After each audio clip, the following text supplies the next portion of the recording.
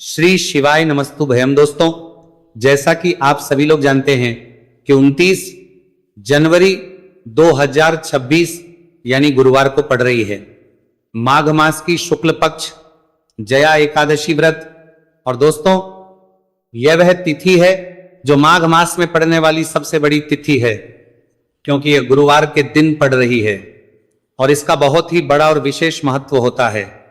पूज्य गुरु जी ने कहा है कि अगर कभी भी मौका लग जाए और माघ महीने की एकादशी तिथि गुरुवार को पड़ जाए तो आप लोगों को 3 तुलसी पत्ते वाला उपाय तो अवश्य ही करना चाहिए। इन दोनों का संयोग बहुत ही कम आता है। इसी के साथ में गुरु जी ने अपनी शिव पुराण कथा में बताया है कि इस दिन आपको एक 3 तुलसी पत्ते वाला उपाय तो आपको अवश्य ही करना चाहिए, क्योंकि ऐसा दिन पूरे साल में सिर्फ एक ही बार आता है। और दोस्तों, आप सभी लोग जानते हो कि गुरुवार एकादशी तिथि का अगर सबसे बड़ा कोई उपाय है तो वह 3 तुलसी पत्ते वाला उपाय है। तो दोस्तों, गुरुवार एकादशी तिथि के दिन आप लोगों को इस 3 तुलसी पत्ते वाला उपाय को जरूर करना है। बहुत सारे लोग होंगे जिन लोगों ने इस उपाय को ना किया हो, मतलब पूरा साल निकल गया, उन्होंने किसी भी दिन इस 3 तुलसी पत्ते वाला उपाय को ना किया हो। पर दोस्तों, आपके पास एक आखिरी मौका बचा हुआ है, जो कि 29 जनवरी 2026 गुरुवार एकादशी तिथि के दिन है। इस दिन आप लोगों को इस वाले उपाय को जरूर कर लेना है। भले ही आपने महीने भर इस उपाय को ना किया हो, पर अगर आपने इस माघ महीने के गुरुवार एकादशी तिथि के दिन अगर इस वाले उपाय को कर लिया तो आपको इस उपाय को करने का वह फल मिलेगा जिसकी आपने कभी कल्पना भी नहीं करी होगी। इसीलिए आप लोग इस वाले उपाय को एक बार जरूर कर लेना है, ताकि आप लोगों के हाथ से यह मौका ना जा सके और आपको इस उपाय को करने का फल मिल सके। दोस्तों, यह उपाय पंडित जी ने अपनी अभी की ही श्री शिव महापुराण की कथा में बताया है जी। इस उपाय को आज हम आपको बहुत अच्छे से समझाने वाले हैं। इस वीडियो को देखने के बाद इस उपाय को समझने के लिए आपको कोई और वीडियो को देखने की जरूरत नहीं पड़ेगी। तो चलिए दोस्तों, उपाय को शुरू करते हैं। देखिए, यह इस माघ महीने के गुरुवार एकादशी तिथि के दिन ये इतना खास होता है, इतना महत्वपूर्ण होता है, देखा गया है। कभी कभी बड़े बड़े पूजा पाठ अनुष्ठान से जो मनोकामना पूर्ण नहीं होते, वह माघ महीने की गुरुवार एकादशी तिथि के दिन एक छोटे से उपाय करने से ही आपकी मनोकामना पूर्ण होती है। और बहुत सारे लोगों ने इस उपाय को किया भी है और उनको इस उपाय को करने का फल भी जरूर मिला है। अगर आप लोग भी इस उपाय को करना चाहते हैं तो आप इस उपाय को पहले अच्छे से समझ लेना, सुन लेना, उसके बाद करना। आपको इस उपाय का फल जरूर मिलेगा।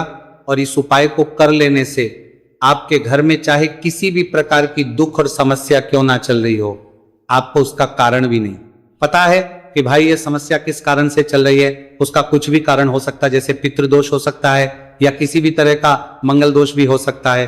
तो इस दिन आप लोगों को ये वाला उपाय कर लेना है।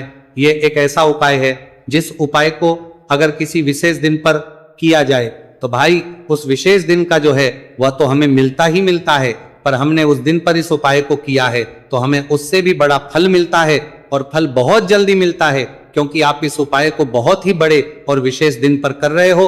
तो चलिए अब उपाय के बारे में बात करते हैं, लेकिन उससे पहले लोगों को यह जानना आवश्यक है कि आखिर ये उपाय किस समय करना है, किसको करना है और कैसे करना है। तो चलिए हम आगे आपको वीडियो में एक एक करके बता देते हैं। लेकिन उससे पहले अगर आप लोग हमारे चैनल पर पहली बार आए हैं या फिर मेरी आवाज आज पहली बार सुन रहे हैं तो हमारे चैनल को सब्सक्राइब जरूर कर लेना। और इससे पहले आपको कैसे करना है, वीडियो को लाइक करके कमेंट बॉक्स में श्री शिवाय नमस्तु भयम ओम नमः शिवाय जरूर टाइप कर देना। तो दोस्तों, इस 3 तुलसी पत्ते वाला को हमें इस गुरुवार एकादशी तिथि के दिन कैसे करना है, किसको करना है, दोस्तों किस समय करना है और कहां पर करना है, ये सारे सवालों के जवाब आपको इस वीडियो में मिल जाएंगे। और जो ये वीडियो देखेगा भाई, उसको 3 तुलसी पत्ते वाला उपाय जरूर करना चाहिए, क्योंकि इस दिन एक तुलसी पत्ते का भी बहुत ही बड़ा और विशेष महत्व होता है। और जब बात आ जाए 3 तुलसी पत्ते वाला उपाय की, तो ये सोने पे सुहागा वाली बात हो जाती है और ये बहुत ही बड़ा हो जाता है इस गुरुवार एकादशी तिथि का। तो अब दोस्तों, इस 3 तुलसी पत्ते वाला उपाय को आखिर करना किसको है, सबसे पहले हम लोग वो बात जान लेते हैं। तो देखो, घर की जो बड़ी माताएं बहनें होती हैं, उन माताओं बहनों में से कोई भी एक बड़ी माता बहन इस वाले उपाय को कर सकती है। और दोस्तों अगर आप चाहें तो अपने घर में से सभी सदस्यों को भी इस उपाय को करवा सकते हैं। अगर किसी व्यक्ति की खुद की कोई मनोकामना है, खुद की कोई दुख और परेशानी है कि वो अपने लिए ही करना चाहता है इस वाले उपाय को, तो वो खुद अपने लिए भी कर सकता है। बाकी अगर कोई घर में से ऐसा है जो कि अपने पूरे घर परिवार की सुख और शांति के लिए ये वाला उपाय करना चाहता है, तो भाई वो भी कर सकता है, उसमें भी कोई दिक्कत वाली बात नहीं है। कहने का मतलब यह है कि इस उपाय को हर एक सदस्य भी कर सकता है और पूरे घर परिवार के सदस्य के लिए घर की बड़ी माताओं बहनों में से कोई एक माता बहन भी कर सकती है। माताएं बहन अगर घर में उपस्थित ना हो या वो ये वाला उपाय ना कर पा रही हो, तो फिर घर का कोई बड़ा सदस्य भी इस 3 तुलसी पत्ते वाला उपाय को कर सकता है, चाहे फिर वह पुरुष ही क्यों ना हो, उसमें कोई भी दिक्कत वाली बात नहीं है। उसके बाद में दोस्तों जो अगला प्रश्न निकल कर आता है वो ये आता है इस उपाय को लेकर कि आखिर इस उपाय को हमें किस समय करना है, सुबह के समय करना है कि शाम के समय करना है।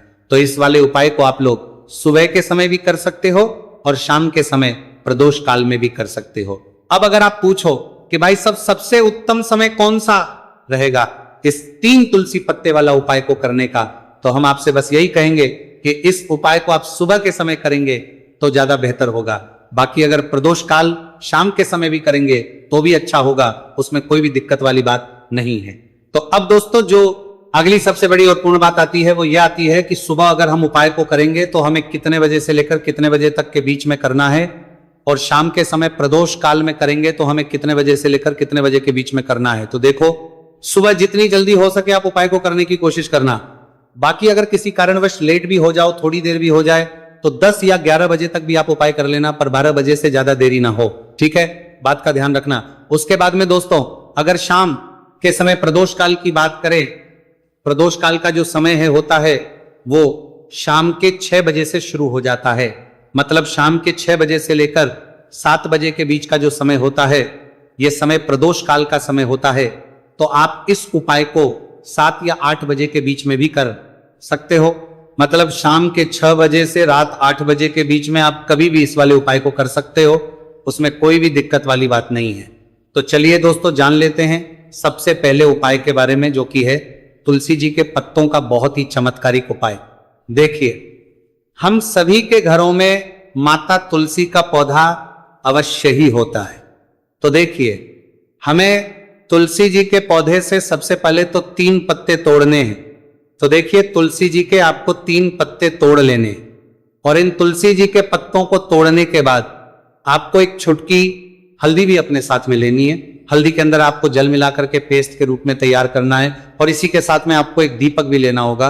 दीपक आपका भी ले सकते हैं, आटे का भी ले सकते हैं, और इस दीपक में आपको शुद्ध घी डाल करके इसमें आपको लंबी रुकी बाती का प्रयोग करना है।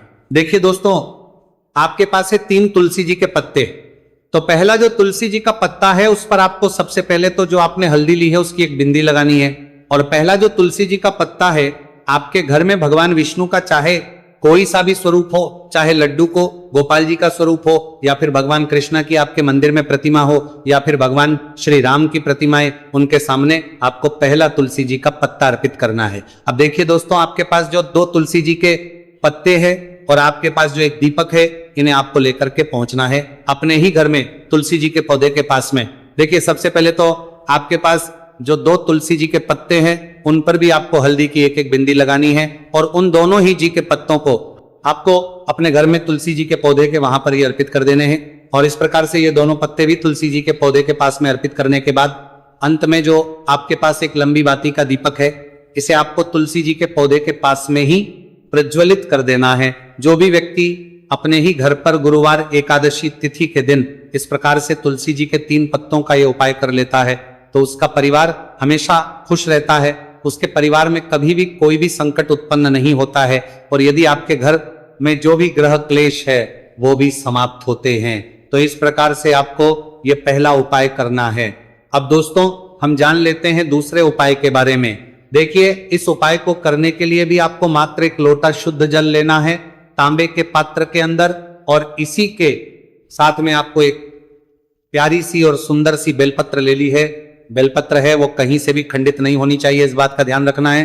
बेलपत्र यदि आपको प्राप्त नहीं हो पाती है तो आप शिवलिंग पर चढ़ी हुई बेलपत्र को पुनः शुद्ध जल से धो करके उसका उपयोग कर सकते हैं। देखिए, इस उपाय को आप सुबह से लेकर के शाम तक किसी भी समय में कर सकते हैं। देखिए, मंदिर पहुंचने के बाद सबसे पहले तो आपके पास जो अपनी हथेली में रखना है और आपको कुंडकेश्वर महादेव से प्रार्थना है कि मेरे शरीर में या फिर मेरे परिवार के सदस्य के शरीर में कोई भी भारी रोग हो चुका है जिसमें उसे आराम नहीं मिल पा रहा है, डॉक्टरों को लगातार दिखा रहे हैं, दवाओं का लगातार सेवन कर रहे हैं, लेकिन बीमारी में आराम नहीं मिल पा रहा है। हे मेरे कुंडकेश्वर महादेव, मुझे अपनी बीमारी में आराम दिलाने की कृपा करें। इस प्रकार से आपको कामना करते हुए ये जो एक बेलपत्र है इसे आपको माता अशोक सुंदरी वाले स्थान पर अर्पित करनी है। देखिए, माता अशोक सुंदरी वाले स्थान पर जब भी आप ये बेलपत्र अर्पित करेंगे तो इसकी जो चिकनी साइड है वो शिवलिंग से स्पर्श रहेगी और इसको आपको इस प्रकार समर्पित करना है कि जो इसकी डंडी है वो शिवलिंग की तरफ रहेगी और इसका जो पट्टी वाला भाग है वो जलाधारी की ओर रहेगा। इस प्रकार से आपको ये एक बेलपत्री शिवलिंग पर अर्पित करनी है। इसके बाद आपके पास जो एक लोटा जल है उसे आपको सबसे पहले माता अशोक सुंदरी वाले स्थान पर अर्पित करना है। देखिए, आपको शिवलिंग के ऊपर जल अर्पित नहीं करना है, पूरा ही जल आपको धीरे धीरे जहां आपने बेलपत्र अर्पित की थी उसी के ऊपर आपको अर्पित करना है। जल को अर्पित करते समय लगातार आपको कुंडकेश्वर महादेव का स्मरण करते रहना है। देखिए, जैसे ये जल जलाधारी से होकर के बह करके आएगा तो इसे आपको थोड़ा सा किसी भी खाली पात्र में झेल ले और इस जल को आपको महादेव से यानी कि कुंकेश्वर महादेव से औषधीश्वर प्राप्त कर लेना है और इसे आपको अपने घर लेकर के आ जाना है। अब देखिए, इस जल का आपको आचमन करना है, या तो आप बीमार है तो आपको इस जल का आचमन करना है, या फिर घर का कोई भी सदस्य बीमार है तो उसे आपको कुंडकेश्वर महादेव का स्मरण करवाते हुए इस जल का आचमन करवा देना है।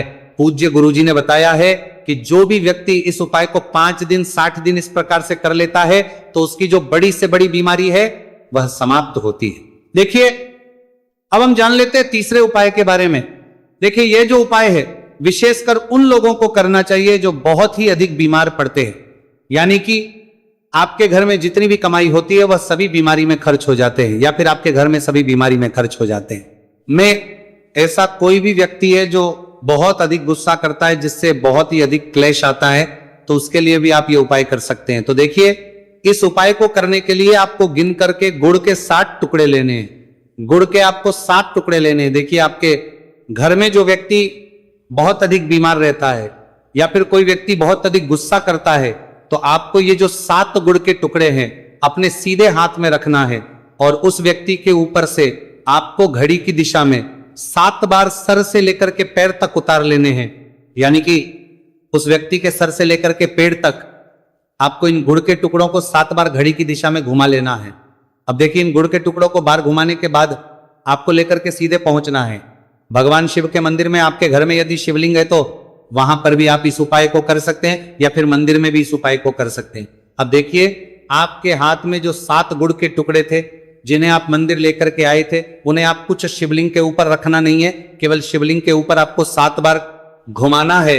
और जब भी आप ये गुड़ के टुकड़े घुमाएंगे तब आप कल्याण शबर महादेव का बहुत ही सुंदर सा नाम लेना है।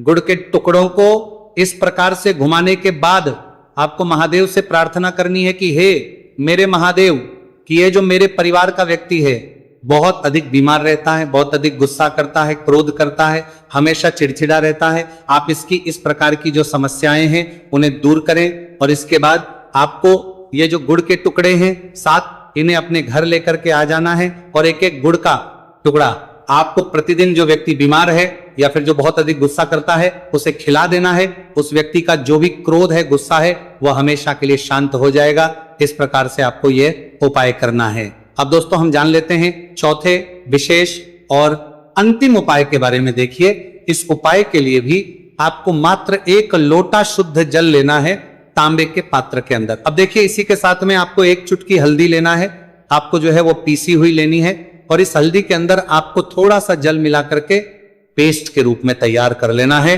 अब देखिए, इसी के साथ में आपको एक दीपक ले लेना है। दीपक आप चाहें तो मिट्टी का भी ले सकते हैं, शुद्ध आटा बनकर उसका भी दीपक तैयार कर सकते हैं। इस दीपक के अंदर आपको लंबी रुई बाती का प्रयोग करना है और दीपक के अंदर आपको शुद्ध घी का प्रयोग करना है। इस प्रकार से आपको एक दीपक भी तैयार कर लेना है। देखिए, यह उपाय विशेषकर उन लोगों को करना है जिनकी कोई भी ऐसी मनोकामना है जो अभी तक परिपूर्ण नहीं हो पाई है, उन्होंने कई प्रकार के व्रत कर लिए हैं, कई प्रकार के उपाय कर लिए हैं, कई प्रकार के टोटके कर लिए हैं, मनोकामना परिपूर्ण नहीं हो पाई है, तो आपको ये उपाय इस गुरुवार के दिन करना है। देखिए, सबसे पहले तो आपने जो ये जितनी भी सामग्रियां ली हैं, इन सभी को लेकर के आपको पहुंचना है बेलपत्र के वृक्ष।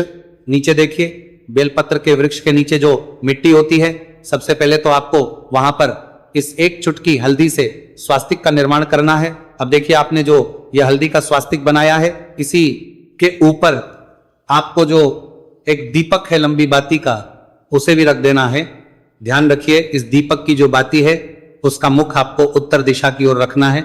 इस प्रकार से आपको ये दीपक भी बेलपत्र के वृक्ष के नीचे रख देना है। इस प्रकार से आपको ये दीपक बेलपत्र के वृक्ष के नीचे प्रज्वलित कर देना है। अब देखिए, अंत में जो आप एक लोटा शुद्ध जल लेकर के आए हैं, उसे आपको अपने सीधे हाथ में रखना है और आपको महादेव से, माता पार्वती से प्रार्थना करनी है। देखिए, बेलपत्र के वृक्ष के नीचे किए जाने वाला यह सबसे चमत्कारिक उपाय है।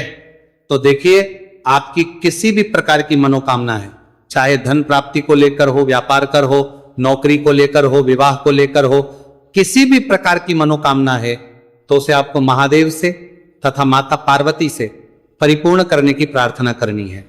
और ये जो जल है, इसे आपको अपने सीधे हाथ में लेना है और बेलपत्र के वृक्ष में आपको अर्पित कर देना है। ये जो जल है, इसे आपको 7 बार में ही बेलपत्र के वृक्ष में अपने सीधे हाथ की हथेली से अर्पित कर देना है। देखिए, गुरुजी ने बताया है कि जो भी व्यक्ति इस उपाय को इस प्रकार से गुरुवार एकादशी तिथि के दिन या फिर आने वाली पूर्णिमा या फिर नवमी की तिथि पर कर लेता है, तो महादेव और माता रानी की कृपा से उसकी जो भी मनोकामना है वह निश्चित ही परिपूर्ण हो जाती है।